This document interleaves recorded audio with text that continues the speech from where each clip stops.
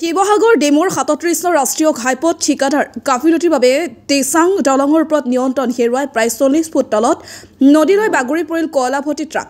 নিশা AP16TE 7569 number ১৬ চকীয়া কয়লা পৰিবাহী ট্ৰাকখনে মাৰ্ঘেৰিটাৰ পৰা গুৱাহাটী অভিমুখে গৈ থকা সময়তে ডিমৌ কাষৰীয়া দিচাং দলঙৰ ওপৰত নিয়ন্ত্ৰণ হেৰুৱাই প্ৰায় ৪০ ফুট তলত নদীলৈ বাগৰি পৰে। উক্ত স্থানতে চাইলেঞ্চযুক্ত পথ নিৰ্মাণ কাৰ্যত নিয়োজিত শ্ৰমিকসকলে ট্ৰাকখনৰ চালক আৰু হেণ্ডিমেনক উদ্ধাৰ কৰি জয়সাগৰস্থিত অসামৰিক চিকিৎসালয়লৈ প্ৰেৰণ কৰে।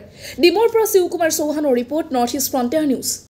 যোৱা নিশা আমি পুৱা জানিব পৰা মতে এখন অভাৰলোডিং কয়লা ভৰ্তি ট্ৰাক দিচাং দলঙৰ ওপৰৰ পৰা আহি তলত পৰিছেহি। বৰ দুৰ্ভাগ্যৰ কথা যে দিচাং দলঙৰ তলত ইতিমধ্যে শতাধিক শ্ৰমিকে কাম কৰি থকা অৱস্থাত যোৱা নিশা ১:৩০ বজাত এই কামৰ ক্ষতি হোৱাৰ সমান্তৰালভাৱে দলঙৰ এক বৃহৎ ক্ষতি হৈ ট্ৰাকখন তলত পৰিছে।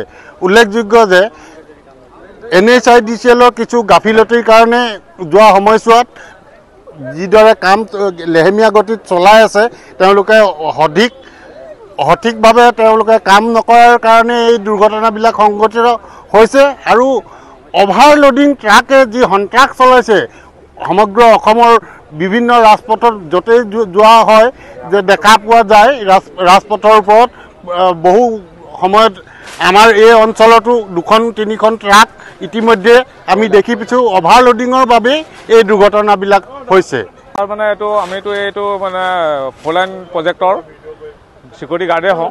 ৰাতি প্ৰায় আমি চিকিউৰিটি কৰি থকা অৱস্থাতেই গাড়ীখন প্ৰায় ৰাতি নিশা ১ বজাত আহি দিচাং দলংখন ভাঙি তলত পৰিছে।